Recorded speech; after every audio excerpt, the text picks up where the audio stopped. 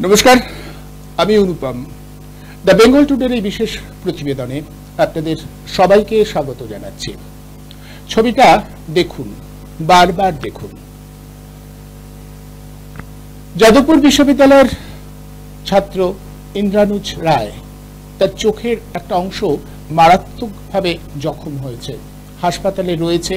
হাসপাতালের সূত্রে যেটা আমরা জানতে পারছি, ভীষণ রকমভাবে আঘাতপ্রাপ্ত এই ছাত্র। কিন্তু গত কয়েকদিন ধরে এই ছাত্রটিকে যেভাবে তার চরিত্র হনন করবার চেষ্টা করছে শাসক দলের ছোট বড় মেজ সব ধরনের রাজনৈতিক নেতারা, এমনকি অধ্যাপক নামধারী কিছু মানুষ, তাতে বারবার আমাদের মনে হচ্ছে যে শাসক অভিমুখী রাজনীতি করতে হলে কি বিবেক, মনুষ্যত্ব, মানবিকতা এগুলো থাকতে নেই? বিবেক, মনুষ্যত্ব বাদ দিয়ে কি রাজনীতি চলে? রাজনীতির কি মন থাকে না, বিশেষ করে শাসক রাজনীতির? আমাদের তো তাই মনে হচ্ছে। ইন্দ্রানুজকে মাওবাদী হিসেবে প্রতিষ্ঠা করবার জন্য কবে তিনি ফেসবুকে কি পোস্ট করেছিলেন সেগুলো তুলে আনা হচ্ছে। একবারও বলা হচ্ছে না যে সেটা তার রাজনৈতিক মতামতের বিষয়। তিনি একটা রাজনৈতিক মতে বিশ্বাস করেন, তিনি এই রাষ্ট্রটাকে একটা বিশেষ শ্রেণী দৃষ্টিভঙ্গিতে দেখেন। তার রাজনৈতিক মতামতের সাথে আপনারা একমত নাই হতে পারেন, বিতর্ক চালাতে পারেন, কিন্তু যে ছেলেটা এইরকম ভাবে জখম হয়েছে, যে ছেলেটা গাড়ির নিচে পড়ে একটুর জন্য প্রাণ রক্ষা পেয়েছে, একটু বিবেক, একটু মানবিকতা তার জন্য দেওয়া যায় না?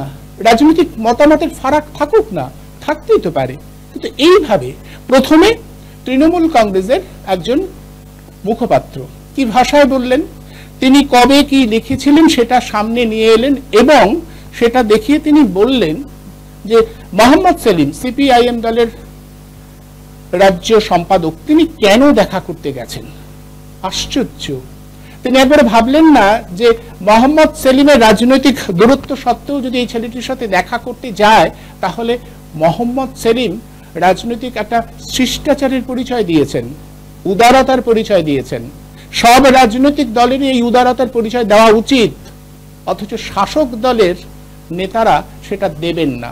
আর একজন মুখপাত্র, অনেকে বলে ইচড়ে পাকা, সেই মুখপাত্র একটা ভিডিও সামনে আনলো, বারবার সেই ভিডিও দেখিয়ে একেবারে ফ্রেম টু ফ্রেম, এভাবে বলছে আমি ফ্রেম টু ফ্রেম দেখাবো, দেখাচ্ছে যে তিনি আদৌ গাড়িতে চাপা পড়েননি। এটা দেখাবার জন্য তিনি বারবার চেষ্টা করলেন, তারপরে দেখা গেল সেটা মিথ্যে। যে ভিডিওটা সামনে এসেছে তাতে দেখা যাচ্ছে জখম হয়েছে ইন্দ্রানুজ, ভয়ঙ্কর ভাবে জখম হয়েছে। আর তারপর নানাভাবে, এরপরেও দমে না গিয়ে অধ্যাপকরা যে ভাষায় কথা বলছে এই ছাত্রটি সম্পর্কে, বারবার মনে হচ্ছে মানুষ হবার শিক্ষা এরা কেউ পায়নি। এরা কেউ অধ্যাপক, কেউ রাজনীতি করে, কিন্তু কেউ মানুষ হতে পারেনি। মানুষ হতে হবে তো। আমি ধরে নিলাম আমাদের রাষ্ট্রের যে মূলধারা রাজনীতি, তাকে ভরসা করেন এই ছেলেটি, অল্প বয়স, এরাই তো প্রশ্ন করবে, প্রশ্ন করাটাই তো এদের কাজ। এই প্রশ্নগুলোকে মানতে পারবেন না, এই প্রশ্নগুলোকে মানবেন না, এই প্রশ্ন তুললে তাকে মূলধারা থেকে সরিয়ে দেওয়া হবে।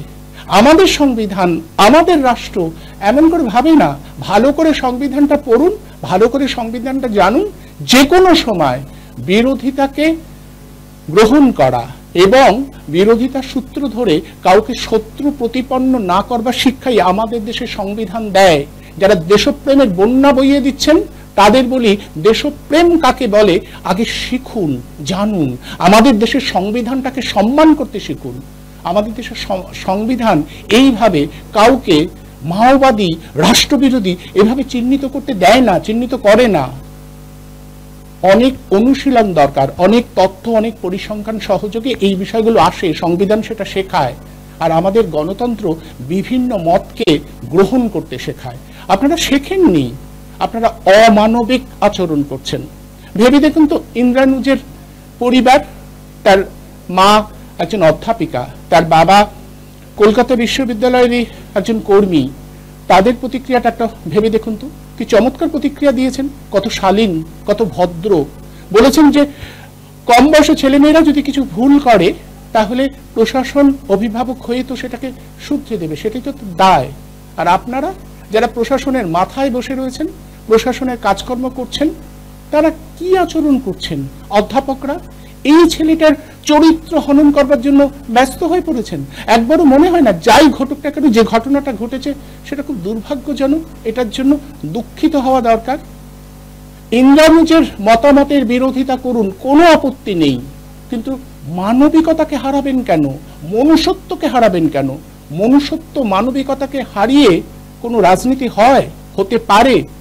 যে ভঙ্গিতে, যেভাবে শাসক দল ঘনিষ্ঠ অধ্যাপক, শাসক দলের নেতা নেত্রীরা এই ইন্দ্রানুজের চরিত্র হনন করবার জন্য নেমে পড়েছেন, যে ভঙ্গিতে দিনের পর দিন ওর সম্পর্কে এমন একটা ধারণা তৈরি করবার চেষ্টা করেছেন যে একজন আমাদের মূলধারার বাইরের মানুষ, তাতে বারবার করে মনে হচ্ছে হৃদয়, মনুষ্যত্ব এগুলো বাদ দিয়েই আপনারা রাজনীতি করেন, যে রাজনীতির বড় ভয়ঙ্কর, বড় বিপজ্জনক রাজনীতি।